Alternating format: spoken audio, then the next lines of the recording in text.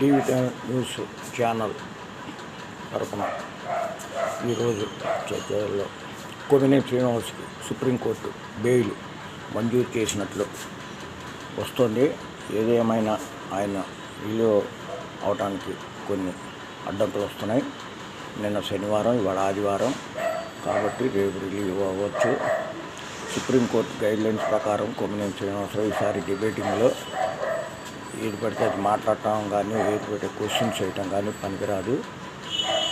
ఆయన చాలా senior journalist అని చెప్తున్నారు. ఆయన అనుభవజ్ఞుడని కూడా అంటున్నారు. కానీ ఆయన ఒక పార్టీకి కొమ్ము కాస్తూ మీడియాలో కొన్ని ఛానల్స్ని ఆయనే తెలియగలవాళ్ళలాగా మాట్లాడుతున్నాడు.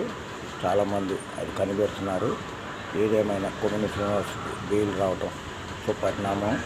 మరో ప్రక్క జగన్ కూడా కొమ్మినేని శ్రీనివాస్కి బెయిల్ రావడంతో చంద్రబాబు సుప్రీంకోర్టు అక్షంతలు వేసింది ప్రభుత్వానికి అంటూ ఆయన చెప్తున్నారు. అమరావతిలో అవినీతి అంటూ కూడా మాట్లాడుతున్నారు.